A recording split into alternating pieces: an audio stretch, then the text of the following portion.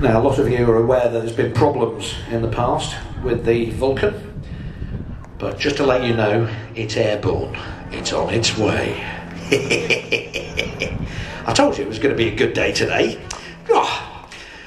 So we got a great big Vulcan coming here as well. But now, again, for something completely different. Again, a local aeroplane from Archer Field, being flown for us today by Jim McTaggart. This is the Starduster. Now, remember I told you the Pit Special is a bit like a 1950s Skoda. It's just horrible. It's horrible to fly, it's uncomfortable to sit in, but you can do unbelievable aerobatics. Well, there were some pilots who decided, well, they weren't going to put up with that degree of discomfort to learn aerobatics. And it was because of that that aeroplanes such as this were developed. Originally designed and built by the Stolp company, Stolp Starduster. And originally with a radial engine, this one has had a flat four Lycoming fitted, 180 horsepower.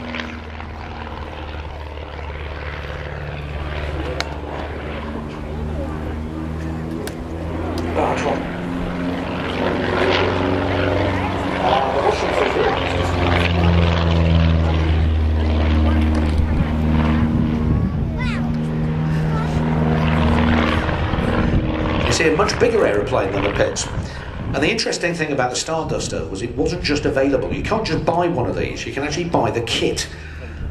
You build this aeroplane at home in your garage if you want. And something that happens a lot more in America than over here. There is a huge industry in America in buying kit aeroplanes and actually building them at home. It's much, much cheaper than buying the finished article.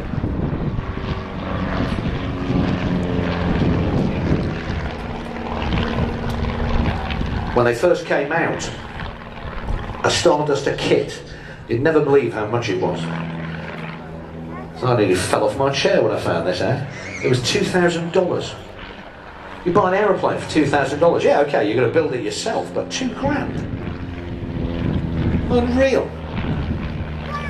And you can see, even though it's a lot less powerful than the Pits and a lot bigger aeroplane, it's still got a very sprightly performance.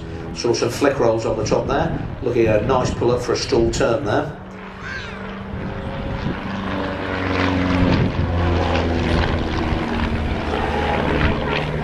And my old friend John Taylor, who's a very famous aerobatic pilot, was telling me a story about flying one of these. And I don't know whether to tell you.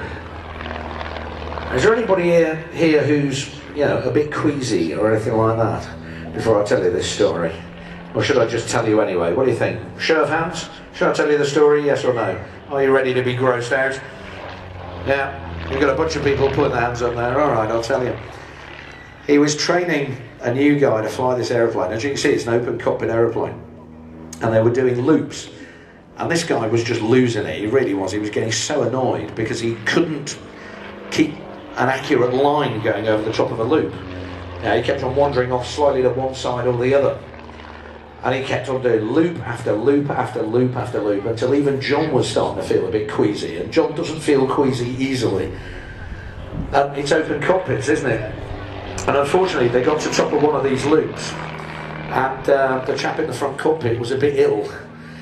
And they got to the bottom of the loop, and they knew that the loop had been really, really accurate, because guess what hit them when they got to the bottom of the loop? Yuck! Starduster 2, based at Archer Field. That's just up by Muirfield, and that's where, in fact, there's Pit Special, Tiger Moth, and later on the Bulldog are all operating from. In fact, the Lynx helicopter dropped in there earlier today to brief the crews. Jim here is doing a load of basic aerobatic manoeuvres, the sort of things that all military pilots would have to learn as part of their portfolio.